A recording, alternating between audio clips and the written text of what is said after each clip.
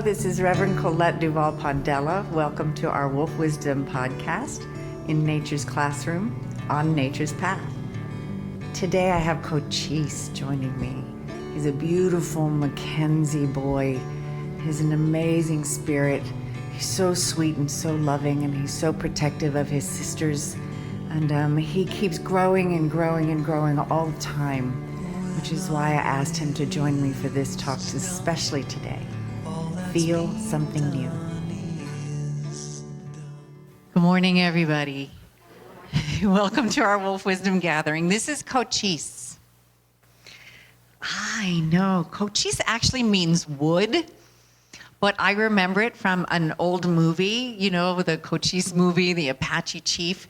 And I always find it funny because Chuck Connors was playing Cochise. For anyone who doesn't know who he is, he was the rifleman, you know, a blonde and blue Cochise. He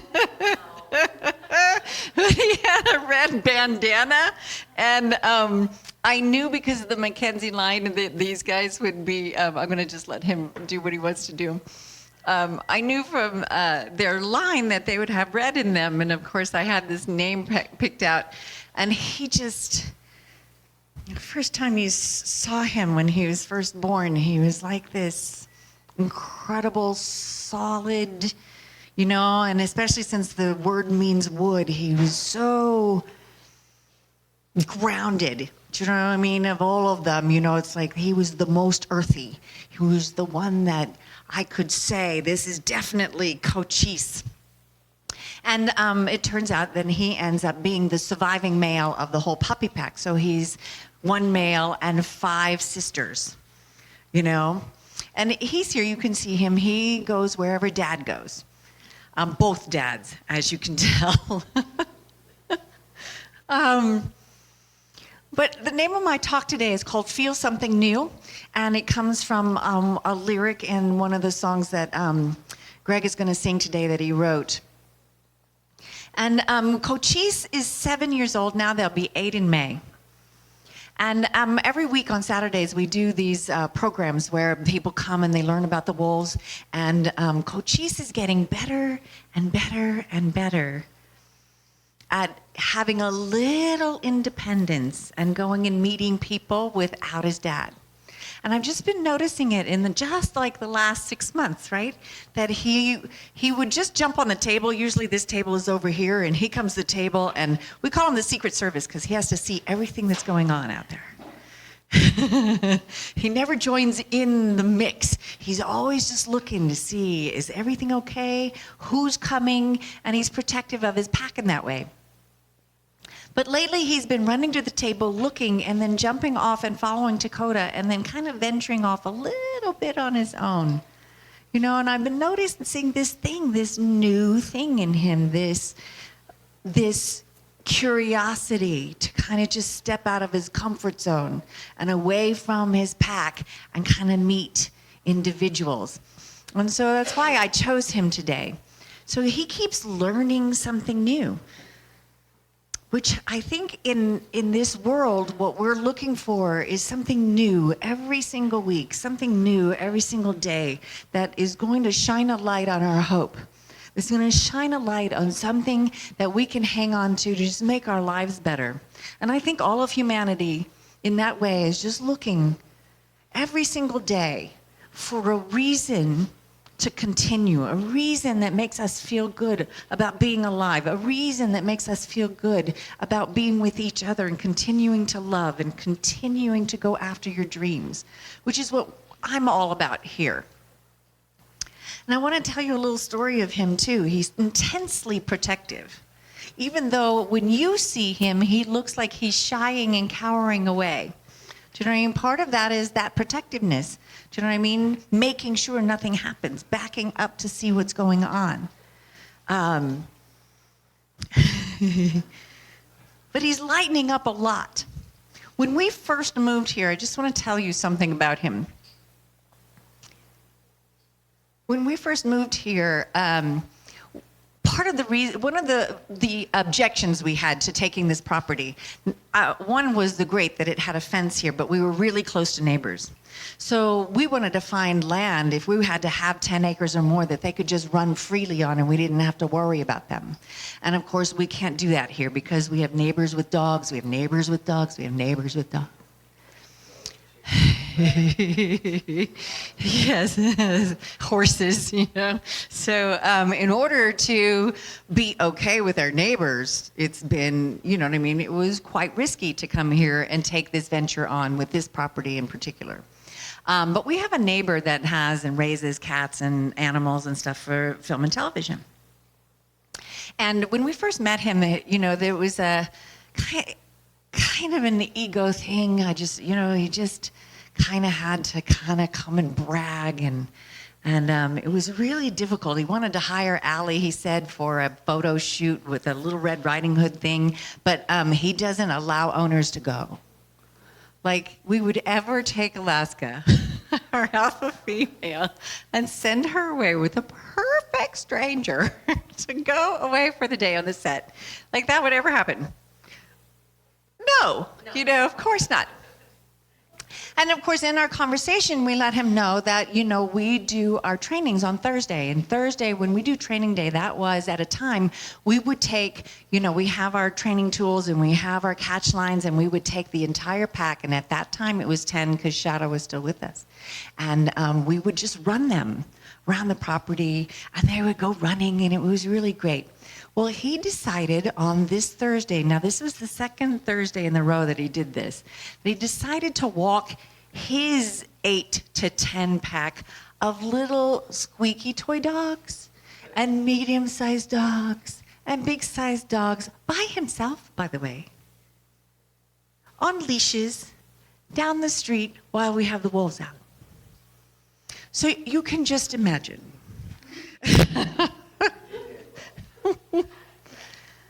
Just imagine their response to all these dogs and the dog's response to all of them.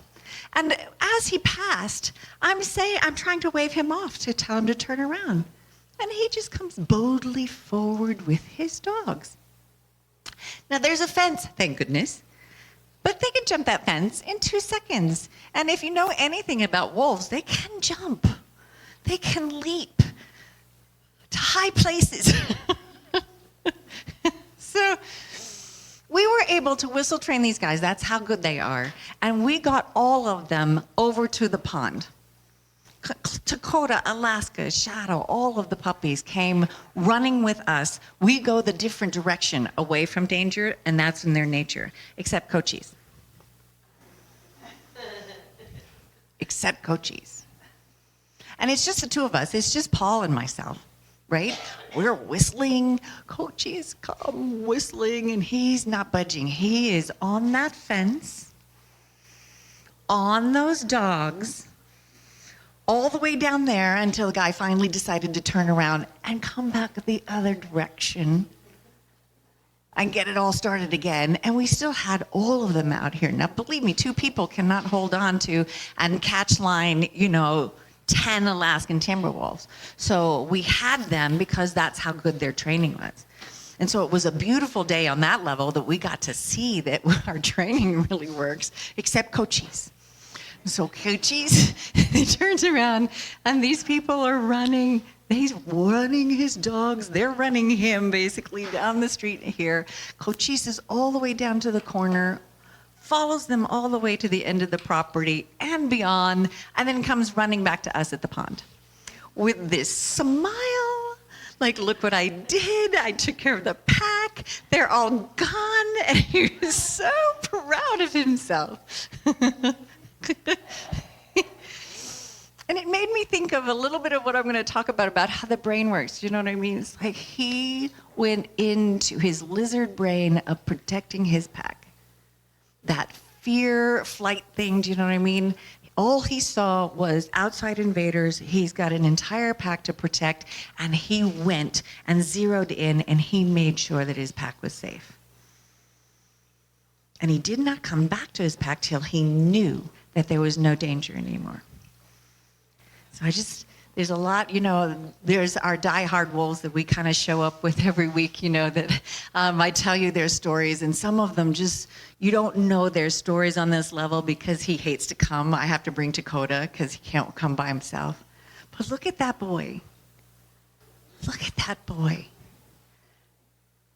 And how shy he seems, and yet how powerful that day was. So I'm going to talk about that today. Khalil Gibran says, "Ever has it been that love knows not its own depth until the hour of separation."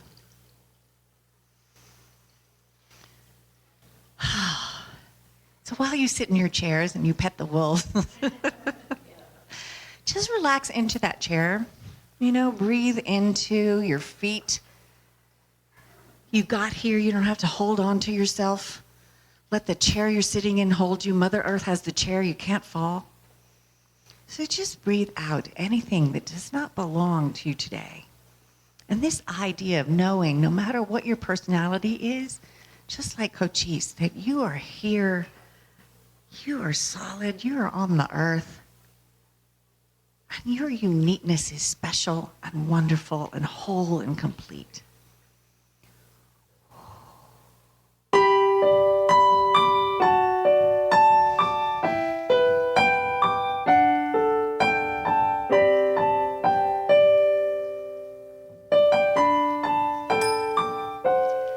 You are held in the hands of grace, forever safe in the arms of love. Like a child receives protection from a mother's warm embrace, so we are held in the hands of grace.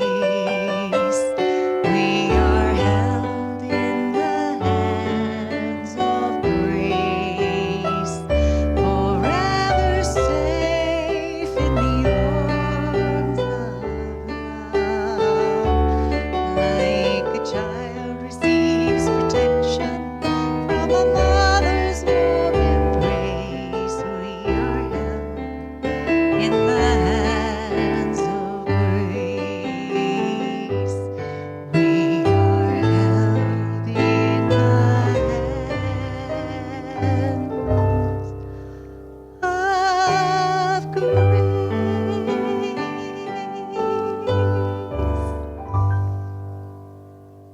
Here's what I know. I know no matter what you call it, whatever works for you, I know that there is a creative intelligence, that there is a force I call God. The great mystery is what the Native Americans call it. Whatever it is that gives you this idea that you are part of something huge and magnificent, and that you are made, every single cell of your body, to the oneness of all of creation, and that there is a divine purpose that you are here to follow and that you are here to fulfill, and that only you in all of time can execute it in this way, being who you are. There is nothing that you have to get to. There is nobody you have to become. All you have to do is know who you are. And I claim for each and every one of you that this perfection, this mathematically correct being that came out and is living and sitting in this room today, uniquely expressing as you, is exactly what you're supposed to be, just what you're supposed to look like, just the energy that you have to have, just your heart and your mind and your body and your soul can execute perfectly your mission that you belong here. There are no accidents in creation. It all works together as one. And I'm so grateful for this knowledge. I'm so grateful to have found it late in life even. I praise the good that comes before this moment, and I praise this moment and every moment beyond this one, knowing that this eternal flame of my life is expressing myself as Colette, just like you, is what I do and who I am. And I release these words knowing that there's universal truth to them, not just for me, but for you and all living things.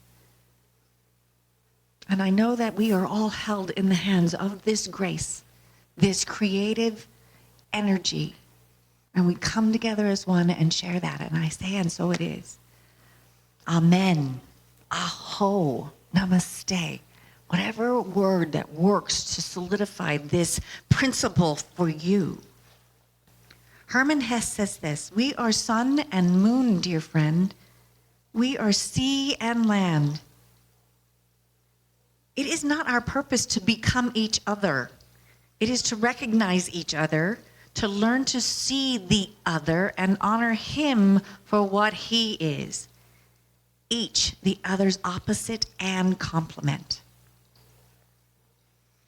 So before we continue on going on, we have two songs today. Greg's going to sing The Pretender first by Foo Fighters, and then he'll end later with his original song. So come on up, Greg, welcome him. He's going to sing. Woohoo! I know, coaches, those are claps. On Saturdays when we clap, that's when he thinks his time is over. We're not going yet, buddy. Okay.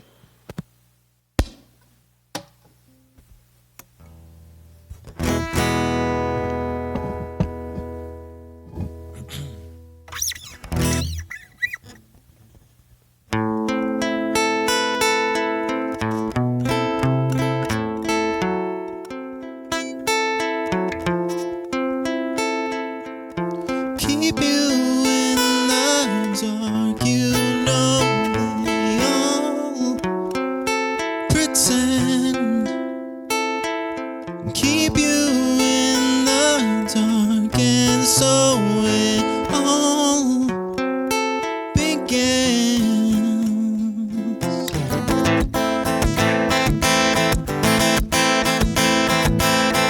Sending your skeletons, sing as their bones go marching in again. They leave you buried deep. The secrets that you keep are ever ready. Are you ready? Don't finish making sense. Don't pleading ignorance, that whole defense. Spinning infinity, boy, the wheel is spinning me. It's never ending, never ending. Same old story. What if I say I'm not like the others? What if I say I'm not just another one of your plays? You're the pretender. What if I say I will never surrender? What if I say I'm not like the others? What if I say I'm not just another one of your plays? You're the pretender. What if I say I will never surrender? In time or so I'm told, I'm just another soul for sale. Oh well, the page is out of print. We are not permanent, we're temporary, temporary. Same old story. What if I say I'm not like the others? What if I say I'm not just another one of your plays? You're the pretender. What if I say I will never surrender? What if I say I'm not like the others? What if I say I'm not just another one of your plays? You're the pretender. What if I say I will never surrender?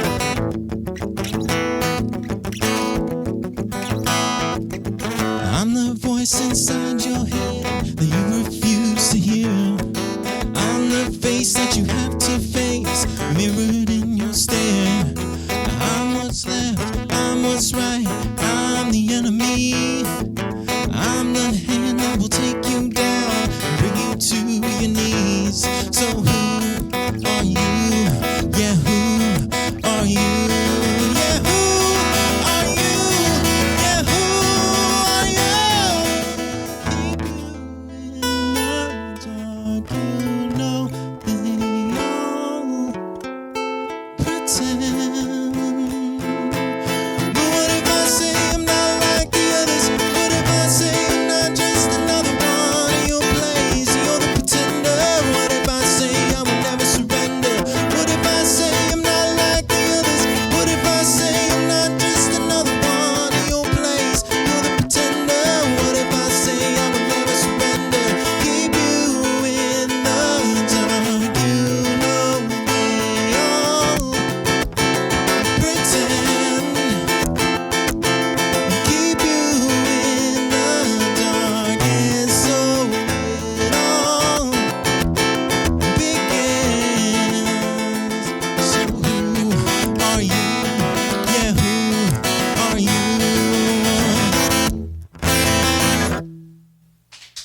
Thank you.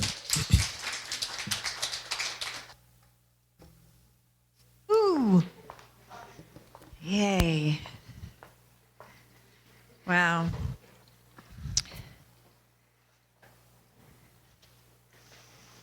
That word surrender is a big word this week for me.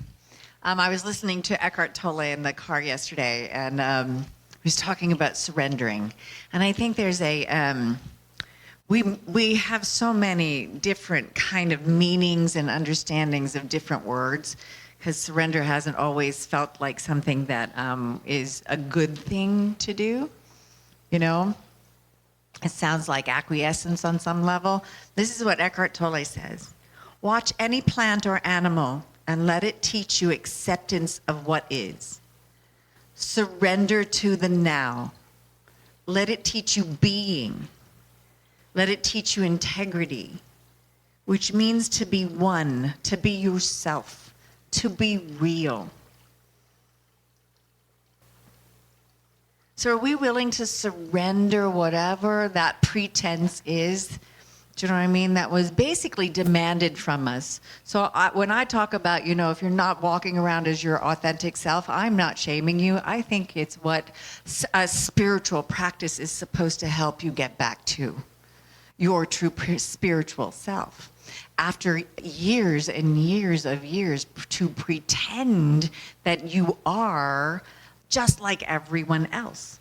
And so if we've been socialized and domesticated to be and pretend that we are not who we are in order to be acceptable for most of our lives, then any kind of spiritual practice is supposed to help us break that down and not surrender to something that is bad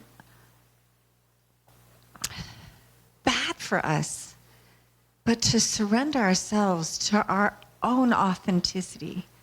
That's why the wolf wisdom is so important, They don't know how to pretend to be anything else but what they are. I mean, look at them.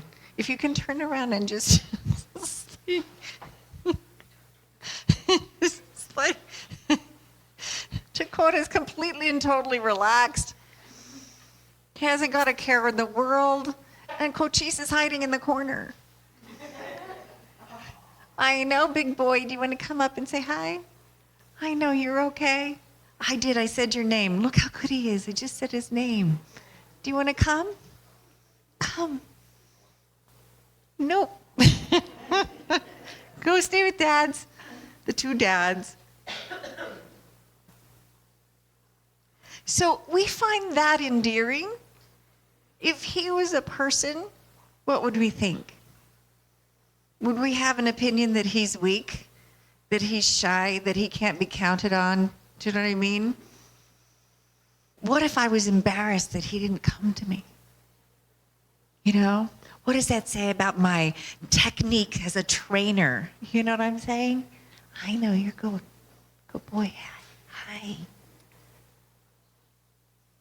This is just to give him something new. Do you know what I mean? To reassure him nothing's going to happen to him up here. How many new things do we give ourselves like this? To break through to something new. To learn something. Go to dad. Go. Go, go, go. Good boy. Good. Just something new every single day. Something new that your heart wants to do. Something new that is telling you to just step out of your comfort zone and feel more of the authentic person that you are. Eckhart Tolle also says this: resistance keeps you stuck. Surrender immediately opens you to the greater intelligence that is vaster than the human mind, and it can then express itself through you. So through surrender, often you find circumstances changing.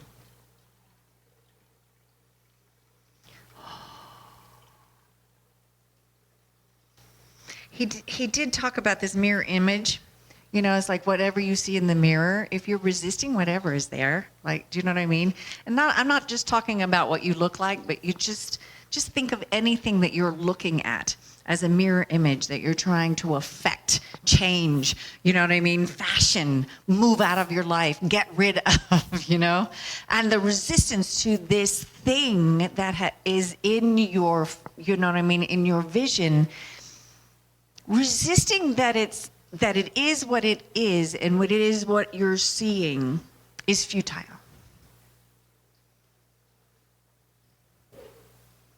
The acceptance of the vision, no matter what it looks like to you, and I say this all the time, you know, despite appearances to the contrary, nothing that you see out there changes who you are innately. It changes your psyche, maybe. It changes your experience. It changes your fear level. It changes your trauma level. There's all kinds of things that happen to you. I'm not saying that you are not affected by what happens out into the outside world. That would be ridiculous. You know? What it does not change is the essence of who you really are. And that's our job to make sure stays intact, that gets strengthened, just like bringing Cochise up here to show him he doesn't have to be afraid of this. And then we don't make him stay there past his comfort zone. He gets to go so that it's baby steps. Now he's relaxed a little bit more. That's our job to help them through that. And it's our job to help us and each other to find our own authenticity. Do you know what I mean? And leave ourselves alone enough that we can surrender to who we really are and live the lives that we were meant to live. Despite what's happened in the past, despite what's happening out there now, despite what might happen in the future. Because there is no joy in those speculations. There's no joy in going back into those places. So I brought back this lesson. I talked about it last week, and I just find it so relevant today because why is it so difficult? And then I was reminded about the amygdala. You guys know what the amygdala is?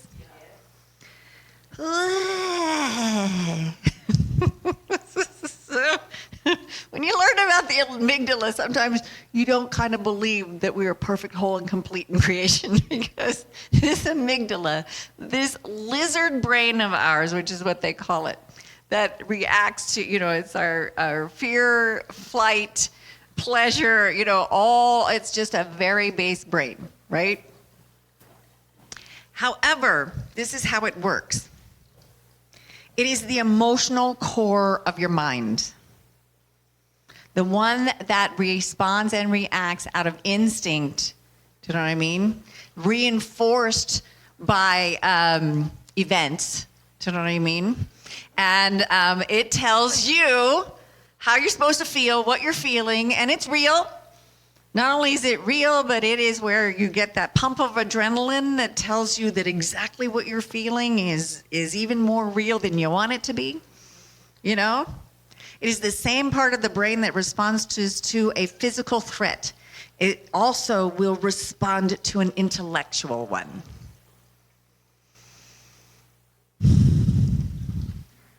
Biologically, we are wired to react to threatening information the same way we would react to being attacked by a predator.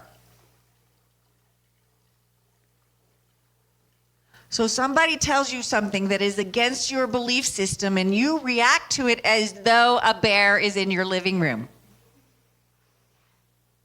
Right?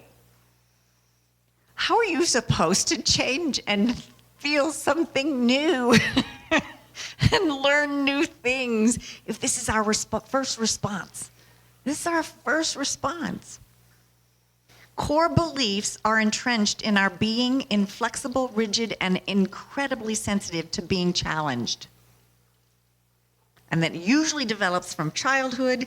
And so that means that we've got 7.5 billion people carrying around their beliefs like precious gems wrapped in a hand grenade.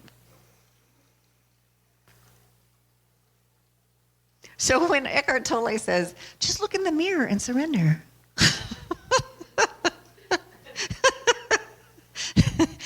That's what we're up against. The amygdala. Depending on what those core beliefs are, depending on how you were raised, depending on events that happened to you that solidified a belief system in you that you've been trying to recover from your whole life. Whoa. And then there's this backfire effect. Here's the misconception. When your beliefs are challenged with facts, you alter your opinions and incorporate the new information into your thinking. Well, you would think, right? Here's the truth. When your deepest convictions are challenged by contradictory evidence, your beliefs get stronger. Whoa. Wow. Think about that. So every time that you think there's a bear in your living room when somebody tells you something that challenges your core belief system, do you know what I mean? What are we supposed to do? Believe our bodies, our emotions, everything that our mind and our adrenaline, and when you want to tuck your tail underneath you and run from that information? Or do you want to check it out as though it's something new? Something that might be a benefit to you. Before you go head and dive right head into, into this nothingness that keeps you unhappy. And I have found that that's why spiritual practices are a lifetime. That you don't just take a class and get spiritually awakened and life is all fabulous and wonderful, That it takes a process, because this is what we're dealing with. This is what we're dealing with. And you can't read this information. And as an educator, you know what I mean? I read the information and I find it unfathomable. Unbelievable that if you're shown evidence that you don't accept it.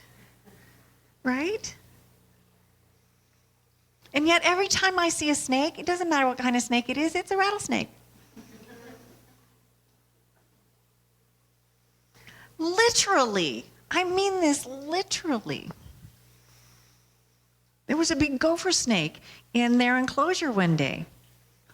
I'm looking out the window and this noise is coming out of Wakan that I have never heard before. I now call it the stranger danger howl,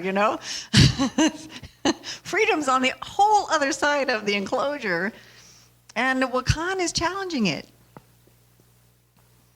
Now, I'm at the bathroom window all the way across from the house, and I'm yelling to Mary, call Paul, call everybody. There's a rattlesnake in their enclosure.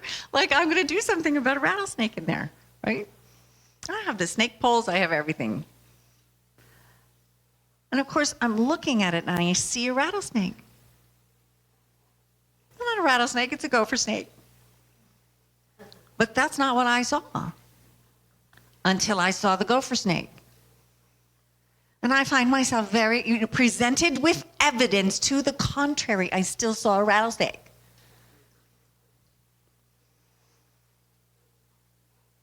And then I have to process that for myself. I'm an intelligent woman. I've seen the difference between the two. Do you know what I mean? And yet, that lizard brain, that amygdala of mine created snakes that don't exist in my backyard.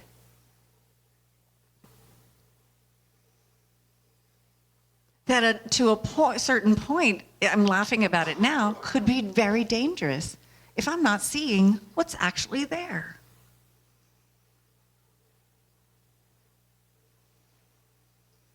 So my freak out, which I did, I freaked out, And then I have to calm myself down.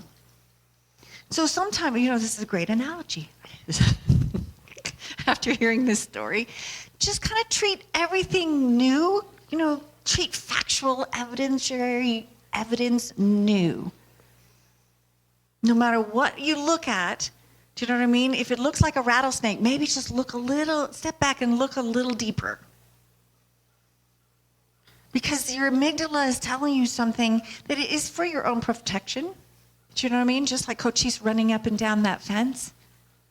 You know, we have that in us. That freak out was out of protection from my animals.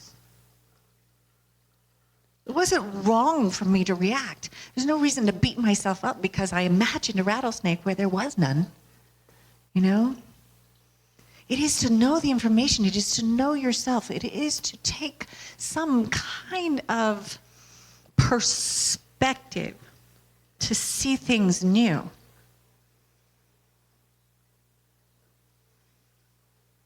And I find that it's really hard to do under these circumstances all the time. Jodi Picoult says this, once you had put the pieces back together after an event, even though you may look intact, you were never quite the same as you'd been before the fall. We're all recovering from some fall. Even the ones that we don't remember, you know? Pre-verbal times in our lives where we can't articulate what we're feeling, and yet it's taken over our entire bodies, and we don't have any association to it because we can't remember. We can't remember that time. And our nature is to go, God, what is wrong with me? You know, what is wrong with me becomes then this, trek in this avenue down into the depths of your, beingness to figure out what's wrong with me. And sometimes it's just to know that things have happened to you. And that if you're feeling it and experiencing it on whatever level you're experiencing on, like the snake, then just pay attention to it. Remove yourself to observe it in a way that's loving. Surrender to the truth of it, right? Then see what you want to do now. See how you want to handle yourself now. See how you want to choose now. Now, that's hard work. Because you got to go to work, and you got to make dinner, and then you got to pick up the kids, and you got to throw them in, and there's all these things, these distractions that keep us from being able to get through that moment, do you know what I mean? Without coming home and anesthetizing it in some way. Which is what meditation sometimes is for. It's like all spiritual practices are to help you kind of get where the wolves are. To just relax and be for a minute with yourself.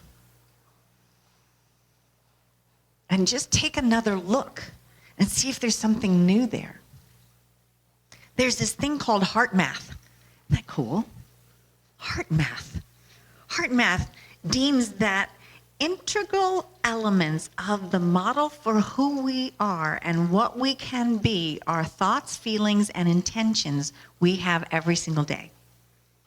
After 2 decades of studies, heart math researchers say other factors such as the appreciation and love we have for someone or the anger and anxiety we feel also influence and can alter the outcomes of each individual's DNA blueprint. So let's see if I can articulate this science in a way. How that works. They did 3 different studies with DNA. Right? And they found out that our DNA is connected. So basically, they took your DNA, they took somebody's DNA, and they put it in another room. You're in this room, and then they have a little petri dish with your DNA in another room, right? And then they looked at it under a microscope. And whatever you were feeling, thinking, whatever was happening to you in the other room, your DNA in the other room was responding. Think about the ramifications of that. Then they decided maybe if you did even a longer distance, right? So one of the experiences, they took it 50 miles away. You took your DNA 50 miles away, put a microscope on it, gave you some stimulus, put you through some, memories, intellectual ideas, thoughts and feelings, and your DNA 50 miles away responded. Whoa!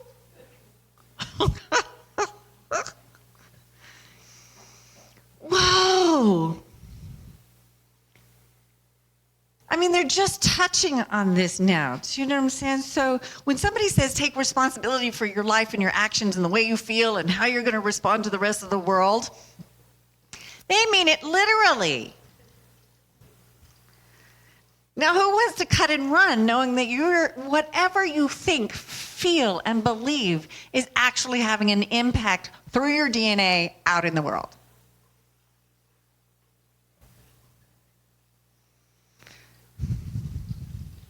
I don't want to be responsible for that. I don't know about you, but you know what I mean? I'm not perfect. I drive in traffic. Like, what are they, crazy?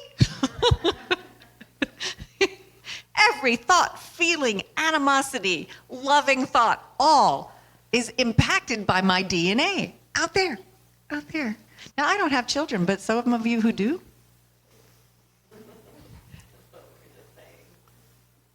they have your DNA. Whatever you do affects them. Think about it. Whatever your parents did, whatever your parents are doing right now, way over in Ohio, in my case, is happening to me.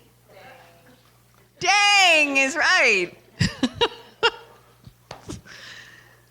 Whoa! The effect of DNA on our physical world is real.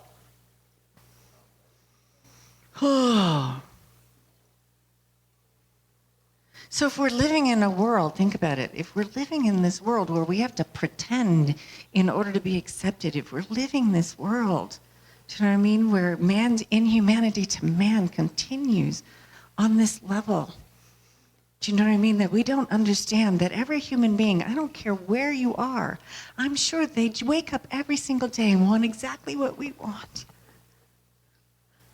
They want to live a day that has some joy and laughter and love in it. They want the best for their families and their children and their lives. If they're going to be here anyway, don't we just want to be happy? And yet we rail against ourselves in our minds. We rail against what's happened to us in the past. We rail against each other for not measuring up to our expectations. And we continue to do it in this mirror, where that image feeds this image, and this image feeds that image. And we're so wound up by the end of the day, we don't believe in anybody or anything anymore. We got ourselves so wound up in the unconscious effect of our amygdala from outside stimulus, which is why the spiritual practice is so important, to remember who you are. I say it all the time. You cannot affect the way your DNA expresses itself out into the world if you don't know how precious you are. And it might take a lifetime to get that. More and more and more and more in the cells of your body every single moment until we leave this plane of action. And only you know what your hurts have been. Only you know where your mind is going. Only you know how you're being affected emotionally by whatever is going on. So only you can change and see something new and understand this evidence that we have seen, that you have an impact on this world in a way that is bigger than I ever even imagined. And to take that new information and to know that, how incredibly powerful does that make us then? So in those moments where we feel overwhelmed that we have no impact on the world, that nothing that we do is going to matter, right? That's not possible.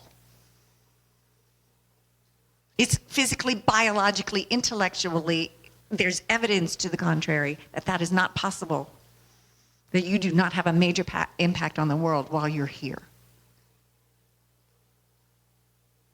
It's not mathematically possible. We now know that. So now we get to decide. Now, Eckhart Tolle does say it is useless to hold yourself responsible for, that new age thing of take responsibility for your life. Do you know what I mean? I just always have heard that as another way to beat myself up. Because if I'm in my current situation and you're in a lot of pain and somebody says, well, you're responsible. Do you know what I mean? How helpful is that? There's no healing to that statement. You just, there's another thing to rail at in the mirror. This is like, take your opinions and go. Not helpful.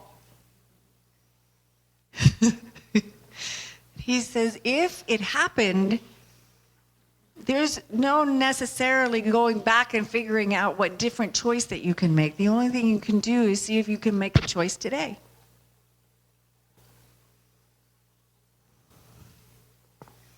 What choice can you make now, knowing that your DNA will affect whatever you decide?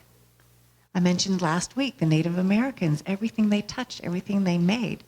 Every time they dealt with a child, they understood that the ramifications of all of their choices and how they behaved would affect 7 generations from them. And they lived in this mindfulness. That's a very powerful thing.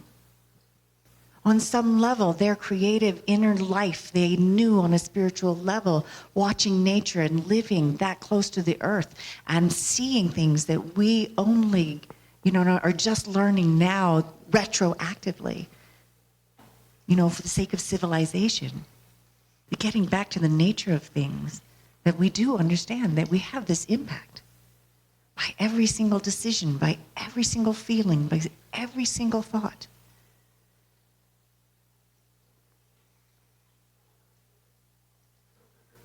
Sarah Ban Breatnock says this: the authentic self is the soul made visible. Isn't that what you are? You don't have to actually, I was about to say, isn't that what you want to be?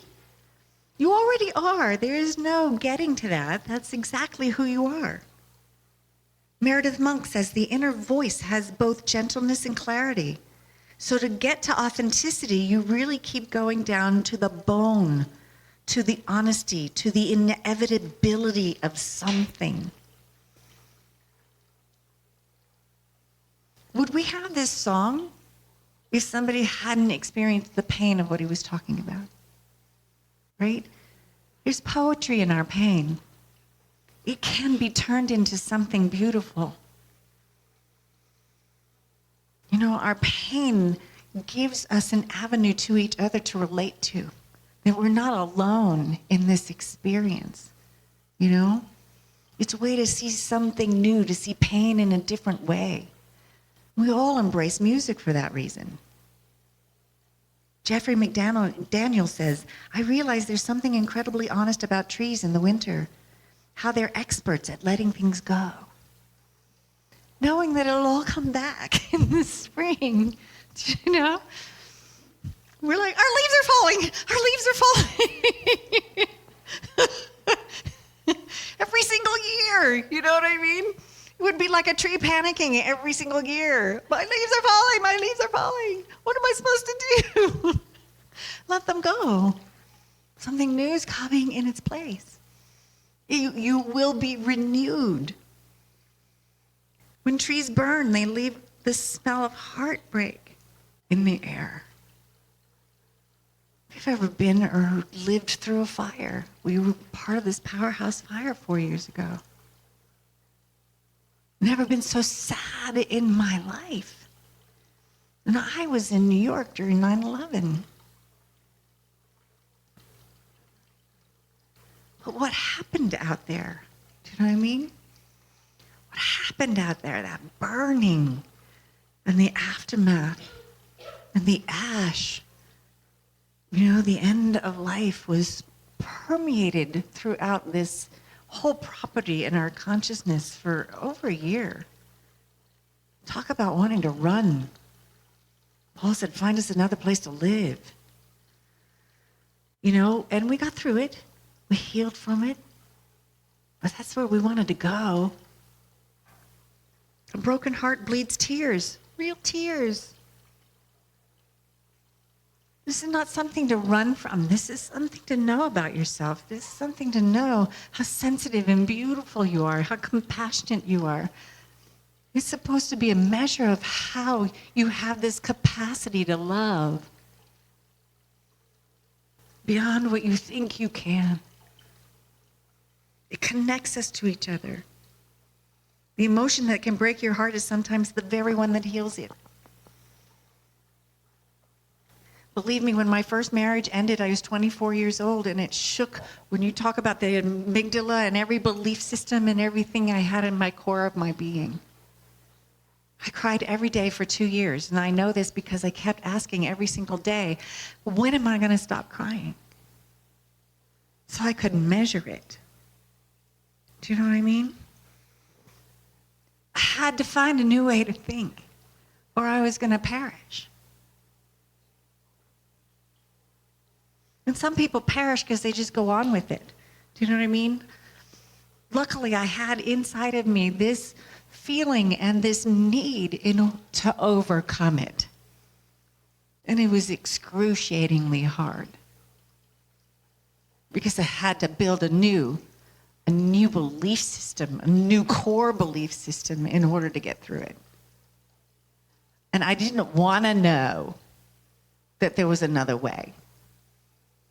That you don't get married for life. Do you know what I mean? I didn't want to know that. That was my belief. I chose that. I trusted it, and it fell out from underneath me and took every part of everything I could believe in and what I believed on every level in my life. So much so that it wasn't until 30 years later that I ever tried again. 30 years of my life trying to overcome what that did to my amygdala. Do you know what I mean? I'm not the only one, you know what I mean? It's not a tragic story. I'm here. You know, the life that I led between those 30 years got me here. There was a lot of joy, there was a lot of pain, there was a lot of confusion, there was a lot of dedication. I found out what I was made of, just like Cochise. You know? The thing that healed me was to become my authentic self more and more and more each day. Reaching down to the bone and asking more honesty of myself. And having the courage enough to stand up and go, this is who I am. Is it okay? You know? It's pretty incredible what we are and what we can be. Ralph Waldo Emerson says, insist on yourself, never imitate. Your own gift you can offer with the cumulative force of a whole life's cultivation, but of the adopted talent of another you have only an extemporaneous half possession.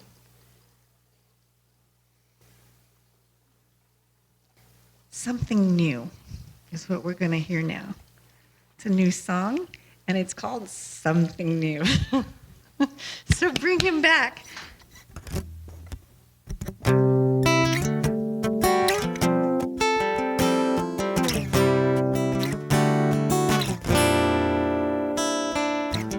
Can you feel something new?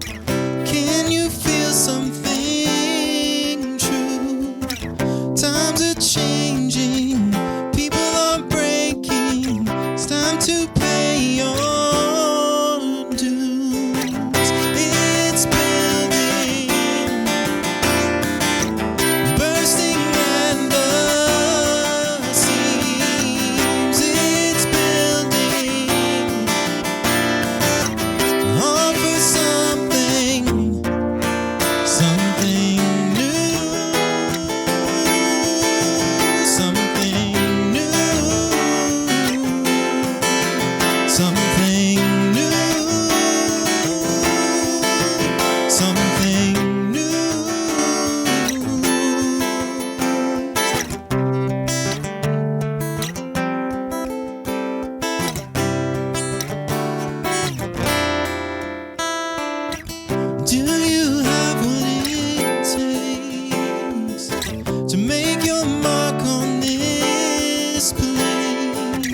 Make a change and feel no shame. It's time to show your face. It's building, bursting at the seams. It's building, time for something new, something new, something new, something new.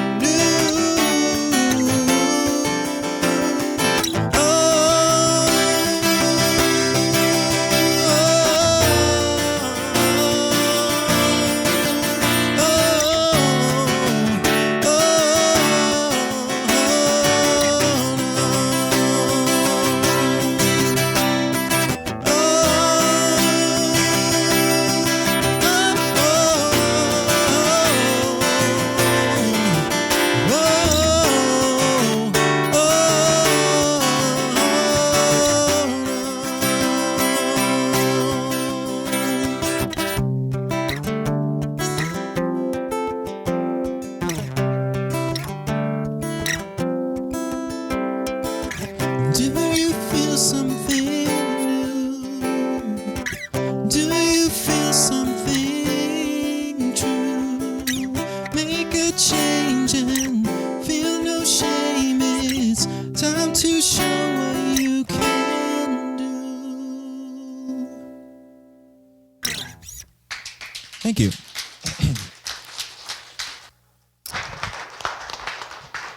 Wow. That's beautiful. Wow. May all that has been reduced to noise in you become music again. And Eckhart totally says this also. Only the truth of who you are, if realized, will set you free. Thank you so much, everybody. Namaste. Wow. Anyway, I love science, if you can tell. I'm still very, very moved by this information and, this reminder. It's funny, I'm going to just add this in, but I remember while I was researching this, there are certain cultures, like the Chinese culture, that they knew that the DNA was stayed behind after death. So the way they buried their dead was in a way and in positions that would then help their future generations and everyone they left behind them. So this is not necessarily, it's not new. That doesn't, it just gives you evidence that they understood something about this DNA thing that we're just like catching up to. And then there's evidence to support their cultural beliefs in a way that's just fascinating to me. Thank you so much for joining us today. If you like what you heard and you think it is of benefit to you and with others, please share this podcast with your friends and your family. Also like us on Facebook at Wolf Wisdom Gathering and Shadowland Foundation. You can also check out our website at shadowlandfoundation.org, and we appreciate any donation that you would like to share with us. They are all tax deductible, so please help us. That would be great. Have a blessed, blessed week, and we'll talk then. What